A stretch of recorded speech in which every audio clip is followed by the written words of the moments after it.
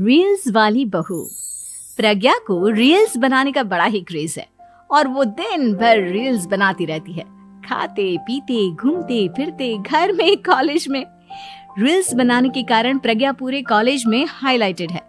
जहां उसकी रील्स सभी को पसंद आते हैं, वहीं मनीषा चिंता में डूबी रहती है। एक रोज जब खाते हुए प्रज्ञा रील्स बना रही होती है, तब मनीषा कहती है, एक मिनट भी चैन नहीं है इस लड़की को।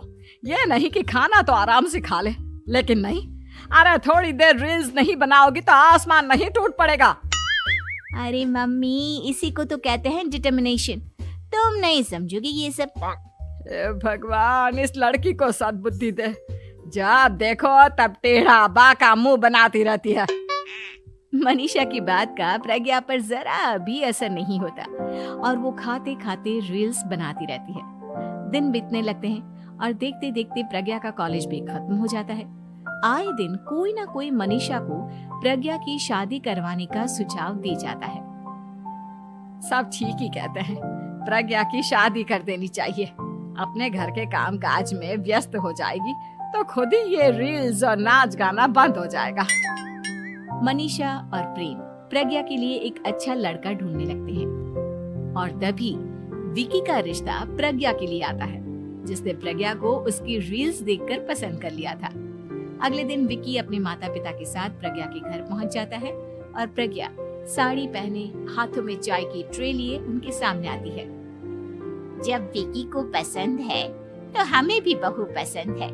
बहन जी, आप बारात की तैयारी कीजिए। एक बार लड़का लड़की अकेले में बात कर ले तो अच्छा रहेगा। हाँ हाँ, क्यों नहीं। मनीषा विकी को प्रज्ञा के कमरे में भेजती है, जहां प्रज्ञा पहले से ही रील्स बना रही होती है। तभी विकी कहता है, आ गए आपके साजन जी। हमारे साथ ये रील्स कंप्लीट करती तो और भी अच्छा रहता। अच्छा जी, अब आ ही गए हैं तो बना ही लेती हूँ आपके साथ। दोनों मिलकर रील्स बनाते हैं। जब वी मीट और तुरंत पोस्ट भी कर देते हैं। फिर विकी कहता है, जब आप साड़ी में चाय लेकर आई तब मुझे लगा कि कहीं मैं गलत घर में तो नहीं आ गया। अब सही है। दोनों की शादी पक्की हो जाती है और शादी के दिन भी प्रज्ञा रील्स बनाने से चूकती नहीं। यहाँ तक कि बारात के समय भी नाचते हुए रील्स बनाती है।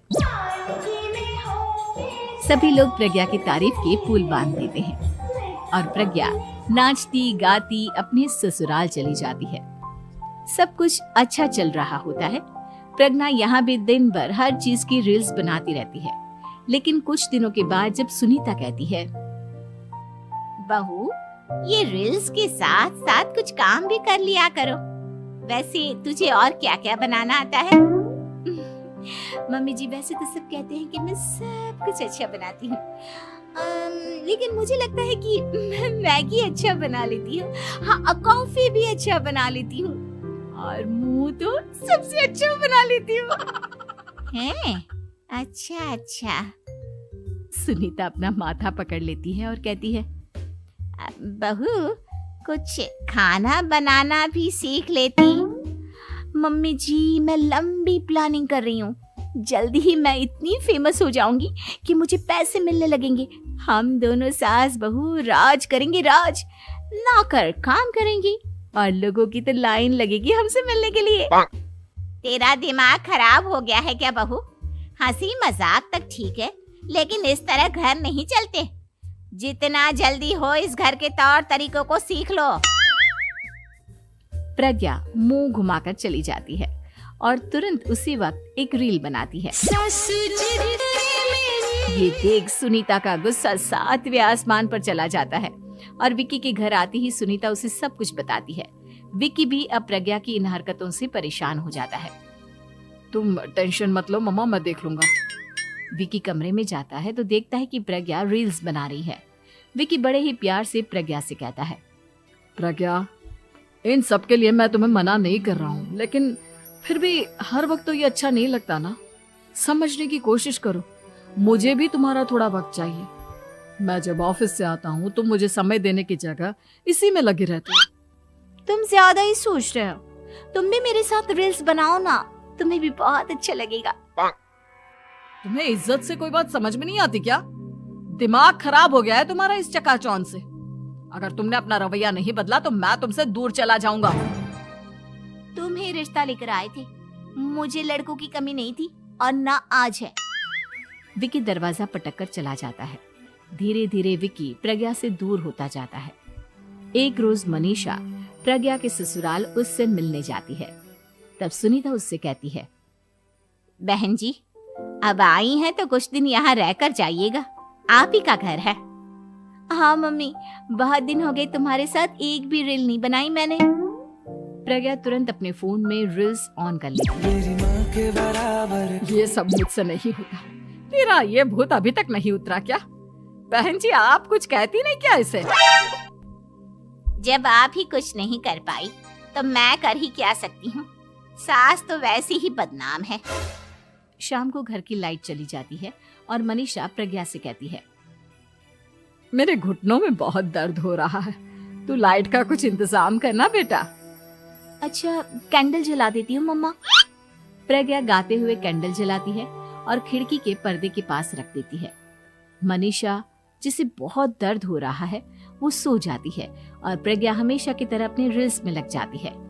उधर कैंडल की वजह से पर्दा आग पकड़ लेता है और मनीषा के कमरे में आग लग जाती है।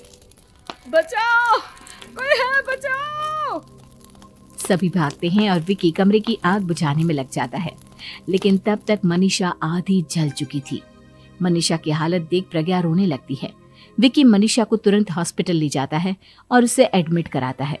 विकी प्रज्ञा से कहता है, देख लिया ना, तुम्हारे इस नाच गाने की वजह से आज तुम्हारी माँ की जान जाते जाते रह गई। अब पता नहीं तुम और क्या चाहती हो।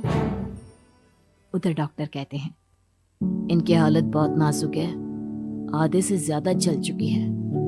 प्रज्ञा रोती हुई मंदिर में जाती है और भगवान के आगे जाकर कहती है, भगवान, मेरी माँ को ठीक कर दो। मैं कसम खाती हूँ, हाथ से ये रील्स बनाना छोड़ दूंगी। बस मुझे मेरी माँ वापस मिल जाए। 2 दिन बीत जाते हैं और मनीषा खतरे से बाहर आ जाती है। पेशेंट अब ठीक है, आप लोग उनसे मिल सकते हो। सब कोई मनीषा से मिलता है और प्रज्ञा सबके सामने अपना फोन तोड़ देती है। मुझे माफ कर दो मम्मा, मैंने तुम लोगों की बातों को नजरअंदाज किया। बेटा, कोई भी चीज जरूरत से ज्यादा खराब है। मैंने तुम्हें रील्स बनाने से कभी मना नहीं किया, लेकिन हर वक्त एक ही चीज तो सही नहीं है। मैं समझ गई हूँ मम्मा, आई एम सॉरी। प्रज्ञा उस दिन से रील्स बनाना छोड़ देती है और पूरी तरह से अपने घर में लग जाती है।